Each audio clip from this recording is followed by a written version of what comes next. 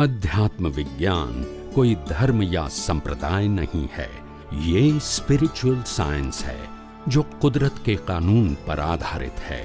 ये विज्ञान पूरे ब्रह्मांड के सभी रहस्यों को उजागर करता है और जीवन के सभी पहलुओं को समझने के लिए एक नई दृष्टि देता है। इसी को आर्ट ऑफ विजन कहते हैं, दुनिया को देखने की एक नई दृष्टि, जो अध्यात्म विज्ञानी परम पूज्य स्वामी श्री कमलेशानंद जी के निर्देशन में सनातन सत्य का अनुसंधान कर हमारे जीवन को प्रकाशित करे। जय सच्चिदानंद। नमो विग्रहाय, नमो विग्रहाय, नमो हरिहंताणं, नमो हरिहंताणं, नमो सिद्धाणं, नमो सिद्धाणं, नमो आयर्याणं, नमो आयर्याणं, नमो वत्सायाणं, नमो वत्सायाणं, नमो लोभे सब्ब सामं, ऐसो पंच नमकारो, सब्ब पापपणासनो, मंगलानंच सब्बेसि, परमं हवै मंगलम्। ओम नमो भगवते वासुदेवाय, ओम नमः शिवाय, जय सच्चिदानंद। प्रत्यक्ष दादा भगवान की साक्षी में वर्तमान महाविदेह क्षेत्र में विद्यमान तीर्थंकर भगवान श्री सिमंदर स्वामी को अत्यंत भक्तिपूर्वक नमस्कार करता हूँ। वात्सल्य मूर्ति श्री दादा भगवान को अत्यंत भक्तिपूर्वक नमस्कार करता हूँ। तैंतीस कोटि देवी देवताओं को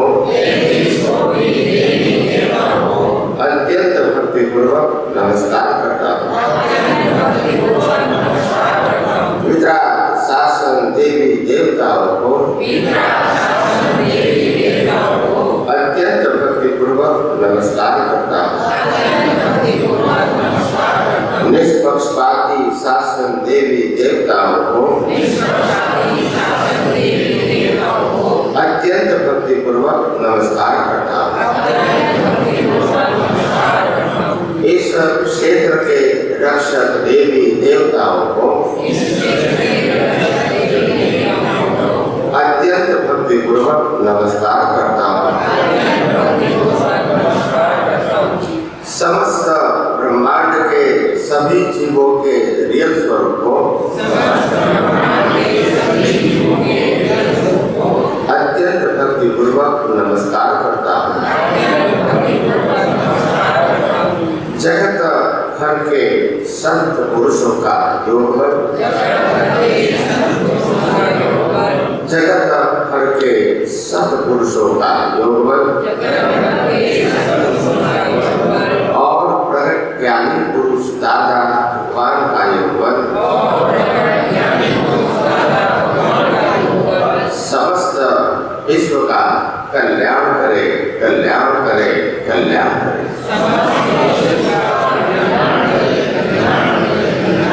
और कल्याण करने का निमित्त बनने की हम सभी महात्माओं को परम शक्ति दे, शक्ति दे, शक्ति दे। जगत के सभी जीव सुख और शांति प्राप्त करें। जगत के सभी जीव समाधान प्राप्त करें। जगत के सभी जीव मुक्ति प्राप्त करें।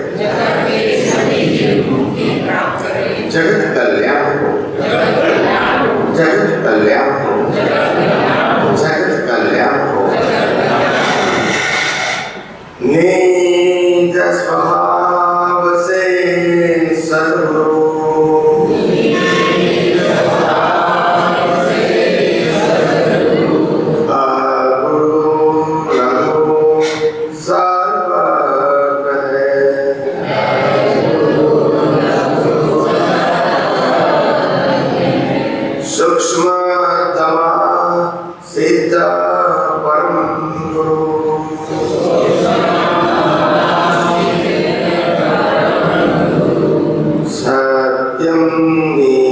जय वंदे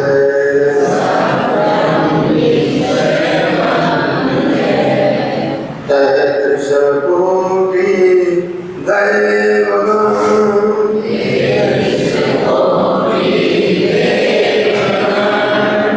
विश्वहितार्थे स्वागतम्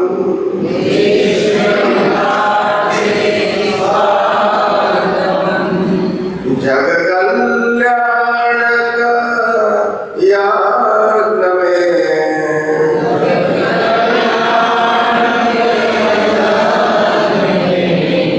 मंगलमय ध्यो आशीषम्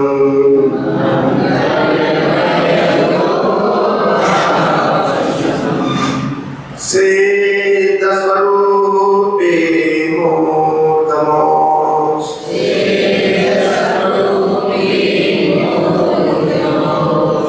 गलति भुनको मा विदु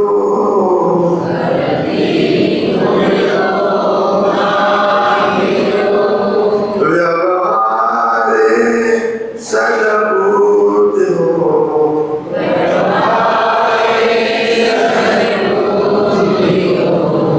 निश्चय में अभिप्रोत्यो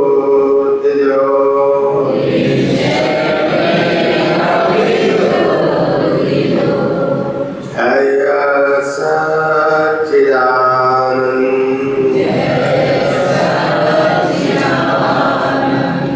जय सच्चिदानंद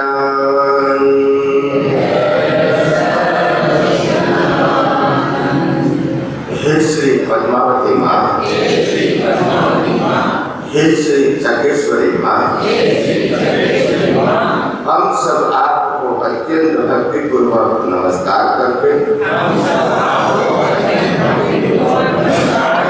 प्रार्थना करते हैं कि हम सभी महात्माओं को मोक्ष मार्ग के लिए लायक और सहायक संजोगों प्राप्त हो प्राप्त हो प्राप्त हो। हे श्री अम्बे माँ हे श्री भद्रकाली माँ हम सब आपको अत्यंत भक्तिपूर्वक नमस्कार करके प्रार्थना करते हैं कि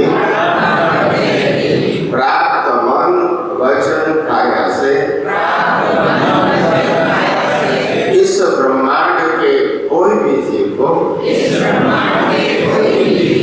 किंचित मात्र भी दुख न हो ऐसी श्यादवार वाणी श्यादवार बर्तन और श्यादवार मनन करने की परम शक्ति दो। जय सच्चिदानंद जय सच्चिदानंद जय सच्चिदानंद जय सच्चिदानंद जय सच्चिदानंद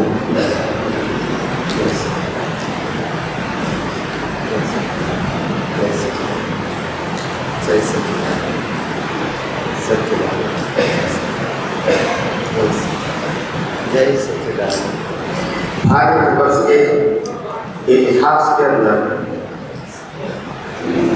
और खास करके इस कलयुग के अंदर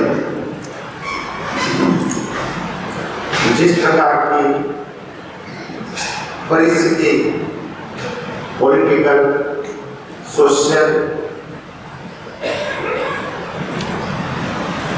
चल रही है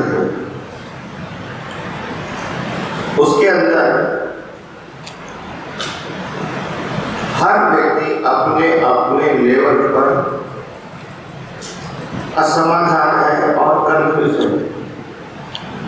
किसी को समाधान नहीं है, कोई सॉल्यूशन नहीं है, कोई उपाय नहीं है, प्रयास करते रहते हैं। और इस कलिकाल के अंदर वर्तमान जीवन में और वर्तमान संजोगों के अंदर और वर्तमान समय में ये आध्यात्म विज्ञान जो सनातन सत्य के ऊपर आधारित है, जो कुदरत के कानून के ऊपर आधारित है, जो 6 सनातन तत्वों के ऊपर आधारित है और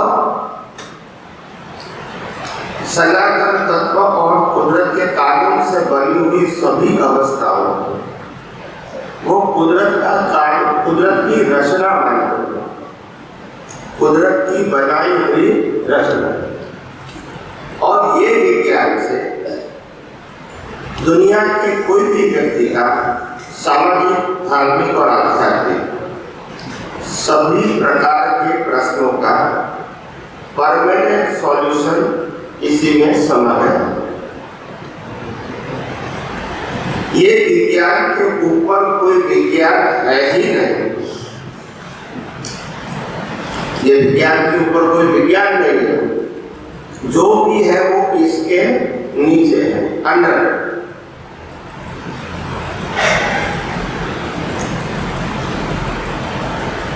और आप सबका यह सद्भाग्य है कि विज्ञान आपको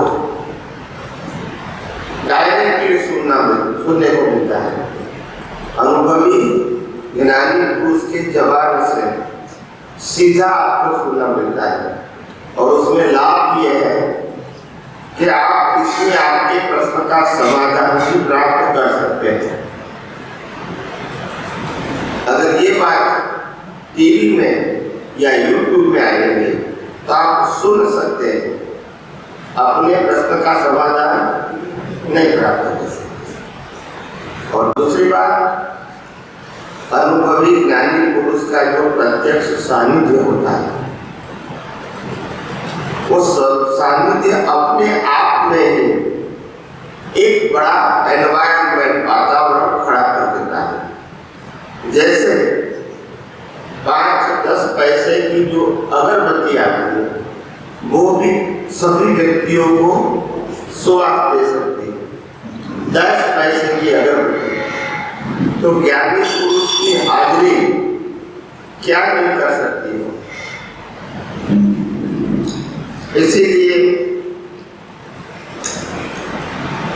ये आध्यात्म विज्ञान एक कलयुग के अंदर बहुत बड़ा आम इंसान का निष्पक्षपाती सहारा है। कैसा सहारा?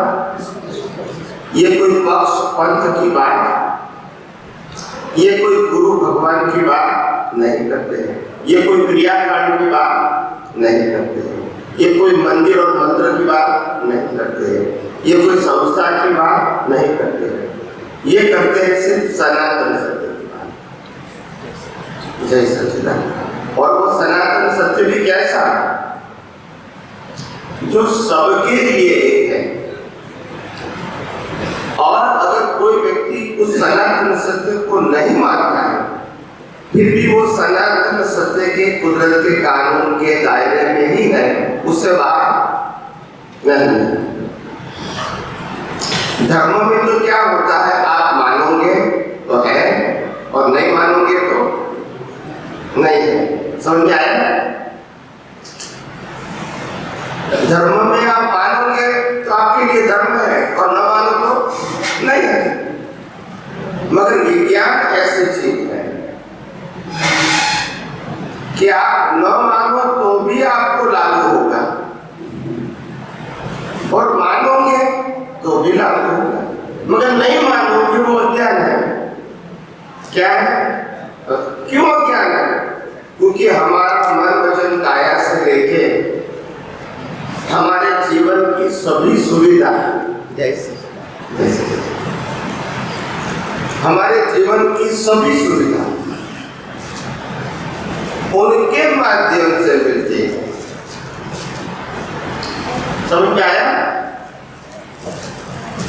हमारे जीवन की सब सुविधा, जैसे मैंने कहा, ये जो हमारा शरीर है, मैंने कल बताया था विस्तार से, ये हमारा जो शरीर है और ये शरीर की जो डिजाइन है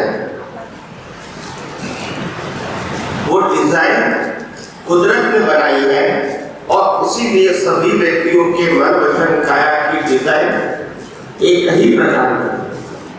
और इसीलिए कोई भी डॉक्टर कोई भी शरीर को रिपेयर कर सकता है, समझ में आता है। मगर सिस्टम क्या है? एक ही है। अगर इंसान बनाते हैं तो अलग अलग होते हैं, मगर किसने बनाया? इसलिए सबकी सिस्टम क्या है कि दुनिया में जितने भी लोग हैं सभी की आत्मिक सिस्टम क्या है? एक ही है। फिर ये शरीर बना पंच महाभूतों का, पृथ्वी जल वायु अग्नि और ये पंच महाभूत भी किसका है? कुदरत का है। यानी डिजाइन कुदरत ने बनाई और शरीर भी कुदरत ने बनाया। अब ये शरीर तो बना दिया, इनको 100 साल तक जिंदा रखने के लिए मिनिमम क्या चाहिए? हवा पानी पूरा, वो भी कौन देगा? कुदरत देगा। उसके अलावा जन्म से मौत तक जो भी संयोग आएंगे वो भी कौन देंगे? हमको नहीं मालूम कल क्या होने वाला है। पैदा होते ही हमको नहीं मालूम माता पिता कौन है, भाई बहन कौन है, वो हमको मालूम नहीं है। समझ में आता है? हम कब मरने वाले हैं वो भी हमको मालूम, दिन ब दिन क्या परिस्थिति आएगी वो भी हमको मालूम। समझ में आता है? तो जन्म से मौत तक ये शरीर का अस्तित्व, शरीर को टकारना और शरीर के कर्मों के भुगतान का हर संयोग देना और लास्ट में उसका अंत भी लाना, ये पूरा पैकेज का काम किसका है? कुदरत का है। और हम कहते हैं हम कुदरत को मानते ही नहीं, तो इससे बड़ा अज्ञान कौन सा हो सकता है? बताइए। ये बात समझ में आती है? जब इसका शरीर का क्रिएटर ऑपरेटर डिस्ट्रॉयर तीनों ही कुदरत है और मानते हैं, तो इससे बड़ा अज्ञान कौन सा हो सकता है? आप रामकृष्ण महावीर को मानो या न मानो, वो आपका अज्ञान, वो धार्मिक सत्य है। क्या है? सनातन सत्य। उनके बिना आप नहीं जी सकते ऐसा, मगर कुदरत के बिना जीना संभव। समझ आता है? समझ में आया? ये बड़ी बात है। और कुदरत के कानून के बिना हम जी सकते हैं? जी सकते हैं? समझ में आता है? पूरा जन्म से मौत तक शरीर का संचालन, हवा पानी खुराक का, शरीर के कर्मों की भुगतान और शरीर का अंग, ये पूरा कंट्रोल कुदरत का है और कुदरत के कानून से होता है। और हम कहते हैं कानून नहीं जानते भी नहीं और मानते भी नहीं है, तो इससे बड़ा अज्ञान क्या हो सकता है? रामकृष्ण महावीर भी अपने जीवन में अपनी मर्जी से नहीं जी सके। राम को वनवास जाना पड़ा, वो अपनी मर्जी नहीं थी। राम की सीता उठा के ले गया, उनकी मर्जी, और रावण के साथ युद्ध करना वो भी उनकी मर्जी, उनके कर्मों का मर्जी। ये सब संयोग किसने दिया? कुदरत ने दिया, अपने पिछले अवतार के कर्मों के फल स्वरूप। सीता की शादी करके आई, देखो क्या हुआ, शादी करके आने के बाद कहाँ जाना पड़ा? वनवास। वन में बच्चा पैदा हुआ, कोई सुविधा नहीं, फिर वापिस आए तो अग्नि परीक्षा। देखो नहीं सुख कहाँ मिला और अपनी मर्जी का जीवन कहाँ था? बताइए नहीं। कृष्ण भगवान का जन्म कहाँ हुआ? वो अपनी मर्जी थी, वो अपनी मर्जी थी। पैदा होते ही अलग माता पिता के घर पे जाना पड़ा। देखो, जिनके साथ प्रेम, इनके साथ शादी में राजा बोलती नहीं हो आया ना। फिर महाभारत के अंदर दुर्योधन को समझाने के बाद भी वो नहीं समझा और महाभारत करना पड़ा। ये क्या पसंद नहीं थी? महावीर भगवान को भिक्षा लेना था, बड़े भाई भाभी ने मना कर दिया। देखो, समझ में आता है? सभी व्यक्तियों का जीवन अपने कर्मों के फल स्वरूप है, अपनी स्वतंत्रता के मुताबिक,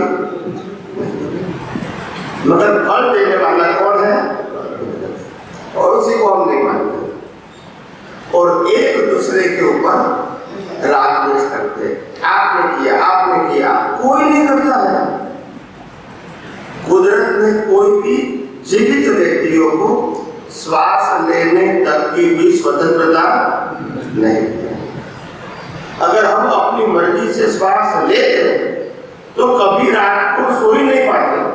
फिर रात को कौन लेगा? बोलते नहीं है। समझ में आता है?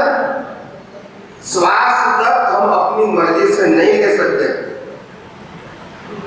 और अगर आप अनकॉन्शियस हो गए तो भी श्वास चालू है, क्योंकि आप उसके कंट्रोलर। जहां तक आपका आयुष्य कर्म है वहां तक श्वास चलता ही। तुम ध्यान रखो या न रखो, तुम जागो या सो जाओ, तुम भान में या बेभान में, श्वास तो चलता है। और एक समझदारी की बात है जो दुनिया के हर डॉक्टर समझते हैं। हम जो यहाँ से खाना खाते हैं इसका डाइजेस्ट नहीं होता है, आप समझो। इससे ब्लड बनता है, कचरा निकलता है और पूरी बॉडी के अंदर वो ताकत ब्लड के माध्यम से पहुंच जाती है। क्या है हमारा संचालन है? क्या हम संचालन कर सकते हैं? दुनिया को कोई डॉक्टर कर सकता है?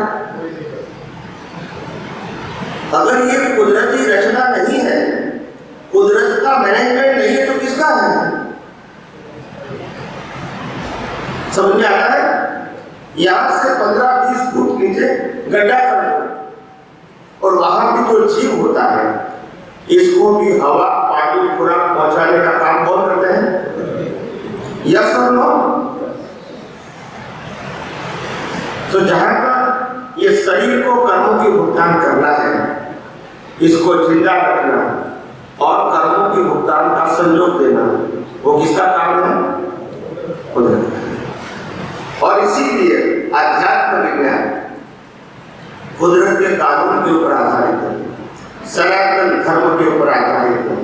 और सनातन धर्म ही हिंदू फिलोसॉफी है, हिंदू धर्म नहीं, हिंदू फिलोसॉफी। हिंदू फिलोसॉफी क्या है? मैं आत्मा हूं,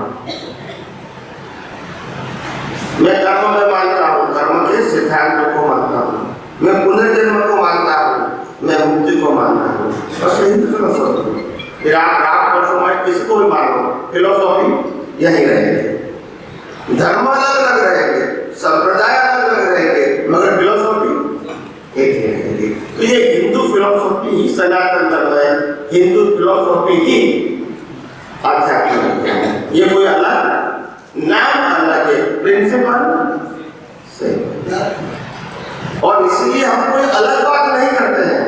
जो रामकृष्ण मार्ग ने अपने समय में किया था, सनातन सत्य का अनुभव करके, वही बात हम कर रहे हैं, मगर हम आज के परिप्रेक्ष्य में कर रहे हैं। उन्होंने उस जमाने के परिषद में बात कही, मगर सिद्धांत तो वही थे, वही रहे। इसीलिए ये जो अध्यात्म विज्ञान है, ये कोई व्यक्ति का विज्ञान नहीं है और न ही कोई व्यक्ति उसको बना सकते हैं, नहीं उसको चला सकते हैं। ये विज्ञान था, है और रहेगा। और ये जो विज्ञान है इसका हम अनुभव कर सकते हैं। क्या कर सकते हैं? अनुभव कर सकते हैं। और वो अगर अनुभव हो गया तो संसार के अंदर आदि व्याधि और उपाधि में भी समाधि की अनुभूति आपको होगी, चमत्कार होगा नहीं, रियलाइजेशन होगा।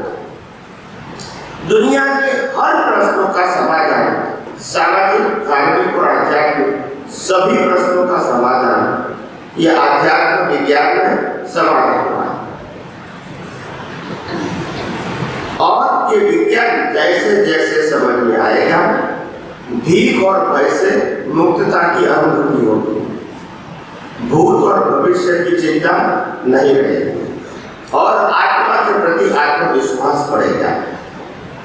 कई लोग कहते हैं अच्छे संयोग है इसीलिए सुखी है, अच्छा स्वास्थ्य है इसीलिए सुखी है, साधन संपत्ति सबल सत्ता अच्छी है इसीलिए सुखी है। मैं कहता हूं नहीं,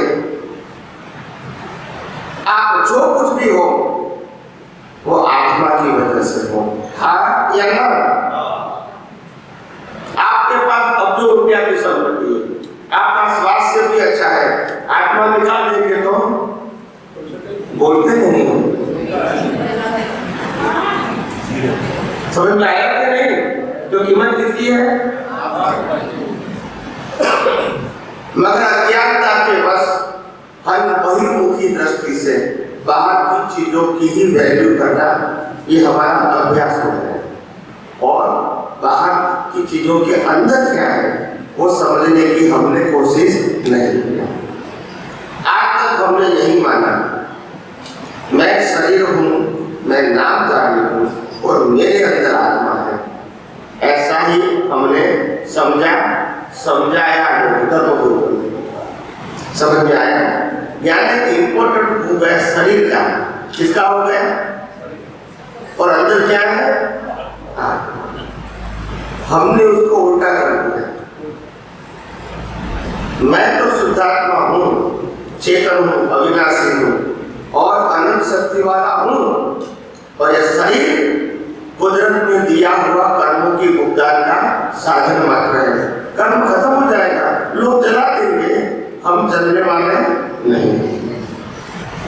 हम शरीर के आधारित, शरीर हमारे आधारित, हम शरीर के आधारित, शरीर रहे या न रहे, सत्ता संपत्ति संबंध साधन रहे या न रहे, मगर हम तो रहेंगे।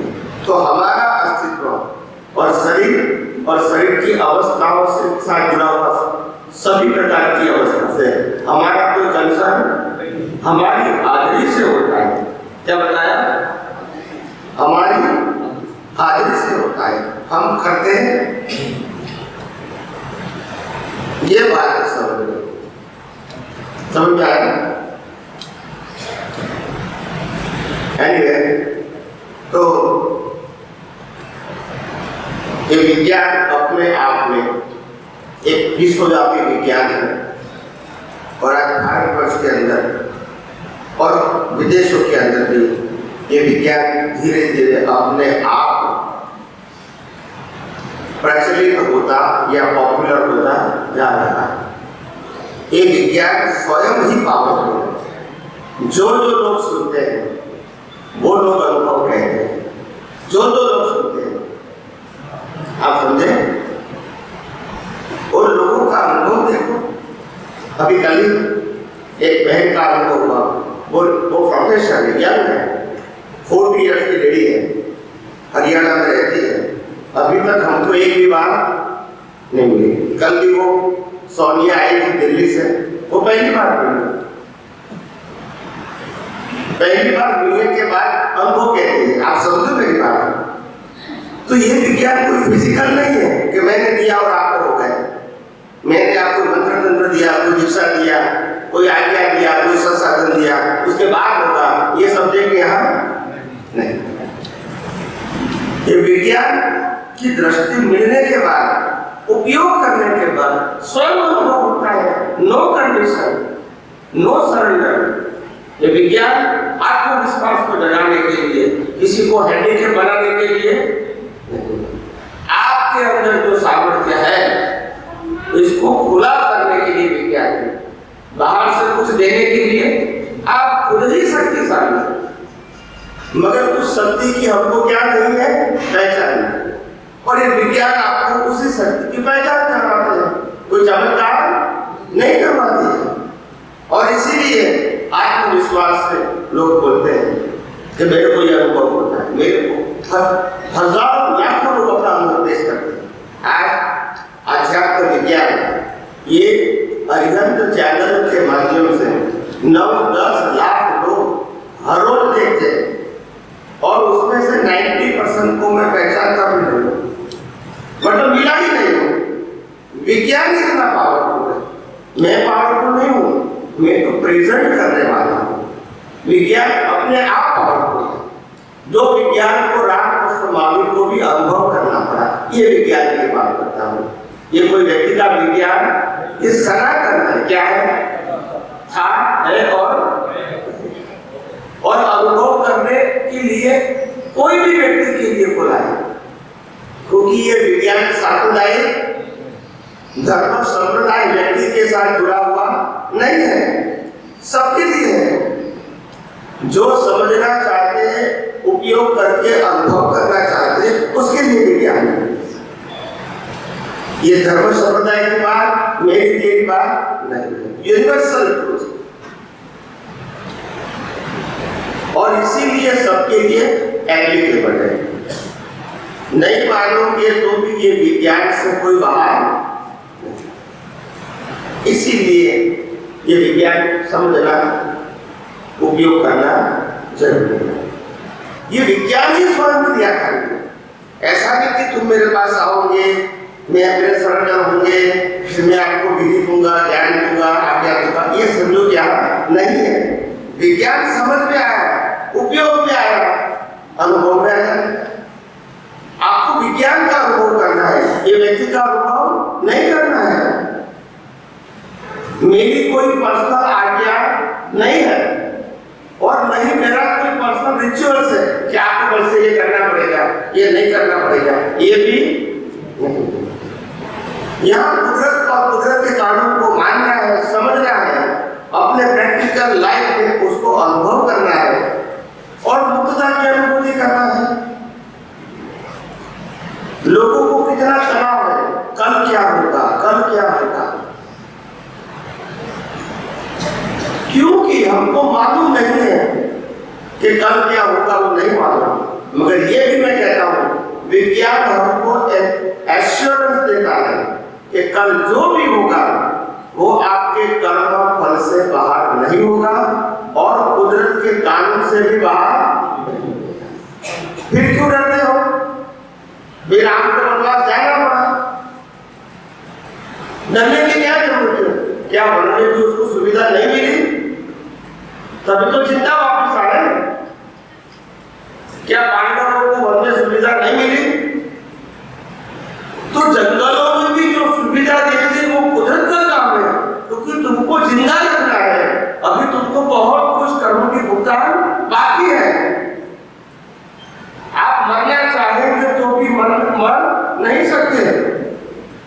आपको इस जीवन में जो जो कर्म पूरे करने हैं वो करने ही पड़ेंगे, आपकी मर्जी है या। हमारे अहमदाबाद शहर के अंदर आज से करीब 20-25 साल पहले की बात, ऐसा हुआ था, एक व्यक्ति अपने घर और परिवार से कंटाल कर काकरिया तालाब के अंदर उन्होंने डुबकी लगाई, यानी मरने की कोशिश की, क्योंकि इनकम कम थी और घर का खर्चा वो पूरा नहीं कर सकते थे, तंग आ गया। इसलिए उन्होंने डुबकी लगाई काकरिया में। इस समय 30-40-50 फुट का पानी का एवरेज रहता था। तो जैसे ही वो डूबा तो वो लाइफ गार्ड आते हैं, उसको उठा के बाहर निकाल दिया, फिर पानी निकाल दिया, फिर घर पे भेज दिया। ऐसा करके 2-3 साल 5 साल हुआ, फिर वो आया, फिर वो काकरिया के तालाब के अंदर डूबने की, मरने की कोशिश किया, फिर उसको निकाला और पानी निकाल के घर पे दे दिया। मरना है मगर मर, फिर 5-10 फिर कहता है अभी तो मेरे को वापिस नहीं आना है। ऐसे करते करते करते अर्ली मॉर्निंग 5-6 बजे वो निकल गया और काकतिया के अंदर तीसरी बार ट्राई किया मरने का। तीसरी बार इसको बाहर निकाला तो फिर आश्चर्य हो गया। ये 3 बार 15 साल से मरने का प्रयास करते मगर मर नहीं सकता है, ट्राई करने के बाद भी नहीं मर सकता।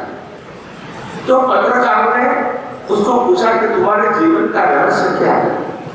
तो उन्होंने कहा कोई रहस्य जैसी बात नहीं है, ये घर वाले जीने देते हैं और ये लोग मरने नहीं देते। अभी जाए तो जाए कहाँ, बोलते नहीं है, ये लोग जीने नहीं देते। घर पे जाके ये चाहिए ये चाहिए ये चाहिए, पैसा कहाँ से लाओ, पैसा कम है और लोगों की जरूरत है, तो फिर क्या करूँगा तो क्या करूँगा? ये लोग जीने नहीं देते हैं और ये लोग देखो जो कर्मों की भुगतान है वो करने ही, यही कुदरत का कानून है। जैसा कर्म किया वैसा फल देगा कुदरत, यह गीता का कर्म। समझ में आता है? जैसा कर्म किया वैसा फल मिलेगा, उसमें आपको पसंदगी नहीं। मैंने ऐसे बड़े बड़े अब्जोपति लोग देखे देश में और विदेश में। अभी जा रहा हूँ पाकिस्तान को 6 महीना के विदेश में, तो मैंने ऐसे बड़े बड़े लोग देखे जिनके पास अब्जो रुपया है, अब्जो डॉलर, लाखों में अब्जो डॉलर। उनका मकान ही 10 मिलियन का है। 1 करोड़ डॉलर का तो सिर्फ मकान है, हाउस। 1 करोड़ डॉलर रुपये नहीं, इतना विशाल। उनका पार्किंग 100 का पार्किंग पर्सनल और 6 मंजिले का मकान, 3 अंदर 3 बाहर ऊपर ज्यादा नहीं देते, परमिशन नहीं देते। तो इतना बड़ा विशाल मकान, स्विमिंग हॉल, ये सब कुछ उसके पास, थिएटर भी। ऐसे व्यक्ति भी वो हम जब जाते हैं तो बोलते हैं कि स्वामी जी क्या करेंगे, जीवन भी हमारा बहुत बदतर हो चुका है। न पत्नी सुनता है, न बच्चे सुनते हैं, न गाना सुनते हैं, न बहू सुनता है, कोई सुनता नहीं है। सबको पैसा है और पैसे का आनंद दे रहे हैं, किसी को किसी की पड़ी, सब अपनी बस्ती। क्या करेंगे? हमने तो सोचा था कुछ आनंद का माहौल होगा, सब मिलजुल के रहेंगे, मगर किसी को किसी के साथ बैठकर बात करने का भी टाइम। अगर मैं बीमार हो गया तो मेरा जो काम वाला है चपरासी, वही मेरे साथ आता है हॉस्पिटल में। पैसे के जो कमी है बोलते नहीं, मगर मेरे को आश्वासन देने वाले भी। अब मैं बीमार हो गया, हॉस्पिटल में हो गया तो वाइफ का फोन आता है, तबियत ठीक है, ध्यान रखना, पैसे की चिंता मत करना, बोलते नहीं। मगर मैं आऊंगी बोलते नहीं है, मेरे बहुत प्रोजेक्ट है, बोलते नहीं। किसी को किसी की पड़ी बहुत, एक तो नहीं बहुत देखा है। तब मैं कहता हूँ ये जीवन क्या है? फिर मैं कहता हूँ उन लोगों को, तुम ये मत समझो ये परिवार मेरा है, ये सब लोग एक दूसरे के कर्मों का हिसाब पूरा करने के लिए साथ में रहते हैं, कुछ देने के लिए नहीं, हिसाब पूरा करने। आप समझे? और हिसाब खत्म हो जाएंगे तो वो चले जाएंगे। समझ में आया? इसीलिए इतना भी लगाव मत करो परिवार के साथ कि जैसे उसके अलावा कुछ है ही नहीं, और इतना तड़छड़ो भी मत कि जैसे परिवार की कोई कीमत भी नहीं। ऐसा भी नहीं, जीवन जीने के लिए परिवार की जरूरत है, उसमें कोई क्वेश्चन नहीं है, और परिवार बड़ा होता है तो अच्छी बात है, मगर इतना भी लगाव मत लगाओ कि परिवार के बिना दुनिया नहीं है, ये भी मत करो। दोनों को बैलेंस रखना है। क्या करना है? एनीवे, तो कहने का मतलब यह है कि भारतवर्ष के अंदर जिस प्रकार से अभी का जो माहौल है और जिस प्रकार से लोग अपने जीवन जी रहे हैं, उसमें ये विज्ञान उनको हर क्षण, हर समय, हर अवस्था में काम में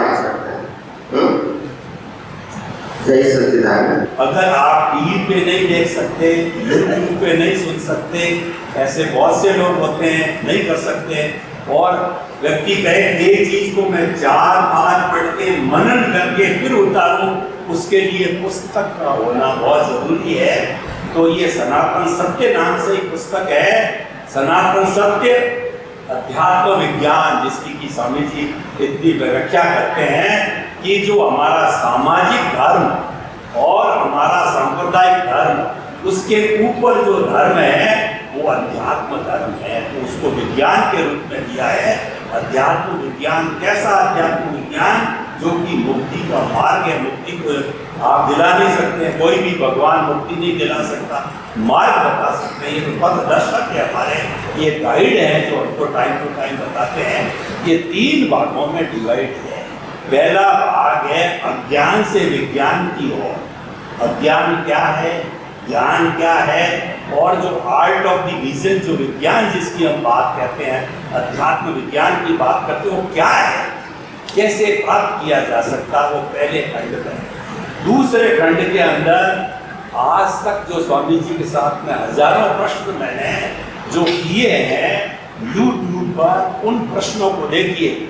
उन प्रश्नों को मेरे साथी प्रोफेसर ने ईयरफोन लगा करके, वो स्टेनो भी जानता है, जैसे जैसे स्वामी जी में बोलता गया वो हर एपिसोड को स्टेनो शॉर्ट है, जानते हो आप, उसमें लिखा, फिर उसने प्रेशराइज किया, उसको प्रेशराइज करके और प्रेशराइज छोटा किया, छोटा करके उत्तर बनाया। इतनी मेहनत करी तो लगभग वो 500 के करीब प्रश्न जो है वो सामने आए। प्रश्न उत्तर, प्रश्न उत्तर, प्रश्न उत्तर, जो हम ये रेगुलर प्रक्रिया करते हैं, जो यूट्यूब पे की गई है। और वो प्रश्न कैसे हैं? वैश्विक स्तर के, लोकल स्तर के, राष्ट्रीय स्तर के, राज्य स्तर के, सामाजिक, धार्मिक, आध्यात्मिक, व्यापारिक, और हमारी आदि, व्याधि, उपाधि, समाधि, जीवन की हर समस्याओं, जो जो समस्याएं जीवन में आती है उनको रखा गया, उसका समाधान दिया गया है। और जो तीसरा भाग है 933 जो है अनमोल वचन, जिनको स्वर्णिम सूत्र का नाम दिया गया है। एक एक सूत्र के अंदर गहरा गहरा ज्ञान भरा हुआ है। आप देखें, कोई लंबी चौड़ा मैं नहीं पढ़ सकूं, एक एक छोटे छोटे सूत्रों को, अनमोल वचनों को, सुविचारों को, मंगल भावना के विचारों को आप उसको पढ़ें तो उसमें पूरा जो सनातन सत्य का ज्ञान, अध्यात्म विज्ञान का ज्ञान और मुक्ति का मार्ग उसके अंदर मिलेगा। तो ये मेरी दृष्टि के अंदर तो ये अध्यात्म विज्ञान की गीता है।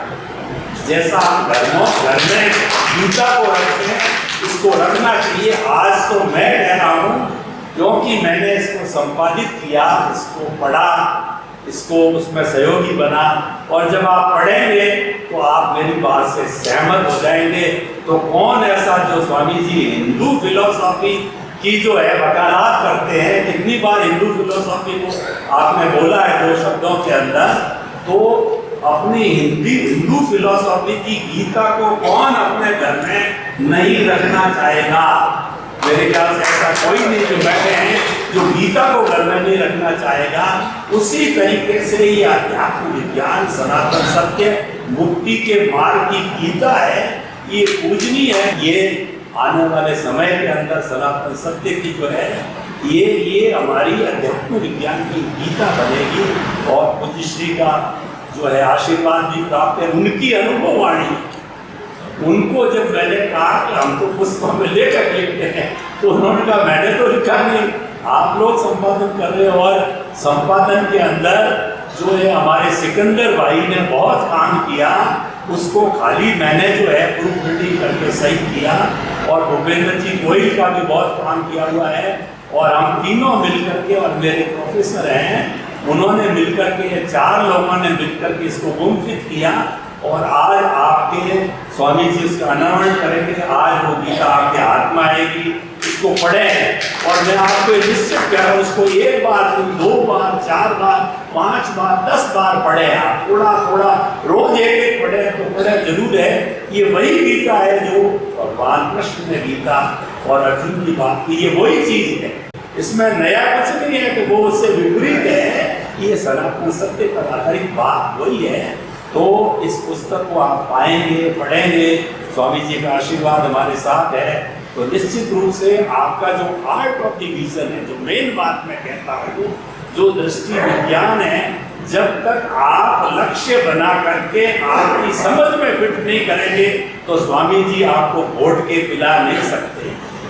दृष्टि में आपको बिठाना पड़ेगा। ये दृष्टि प्रदाता है, ये मुक्ति प्रदाता नहीं है। वो दृष्टि बहुत आसान, हमारी समझ, सोच, मान्यता जो हम चिंतन कर रहे हैं, आप मेरे को सुन रहे हो, मैं आपको देख रहा हूँ, ये दृष्टि में बैठी हुई चीज ही कर रहा हूँ। तो ये दो चीजें जो है दृष्टि में बैठा देंगे, वही आर्ट ऑफ द विजन है। और उसके ऊपर, कुदरत के ऊपर कोई नहीं है, कुदरत पर आधारित है। तो आप सभी का भविष्य मंगलमय हो और आप ज्ञान दर्शन को पुष्ट करते करते आप ऐसी नींव लगा दो इस जन्म के अंदर कि हम धीरे धीरे धीरे प्रोग्रेस करते करते मुक्ति को जाएं, क्योंकि वही शाश्वत सुख है और उसके बाद कुछ भी नहीं है। सिद्ध सिद्धा मुक्ति के बाद कुछ भी नहीं है, कुदरत के ऊपर कुछ नहीं है। और अब मुक्त हो गए तो कुछ करना ही नहीं है, केवल दर्शन हो गया, कुछ करना ही नहीं, केवल ज्ञान इसका परिणाम है। वो स्थिति से हमको मिलेगी।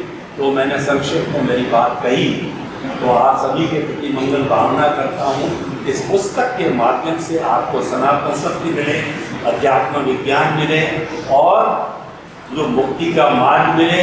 और अध्यात्म विज्ञानी स्वामी कमलेशानंद जी जिनकी अनुभव वाणी है, वो उनका प्रसाद, उनका आशीर्वाद जो निमित्त तो बने ही है, तो इसलिए वो भी प्राप्त हो।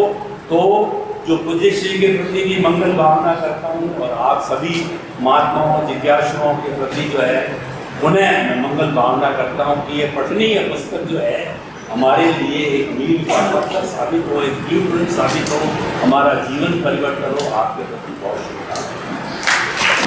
ठीक है, जय। अनेकों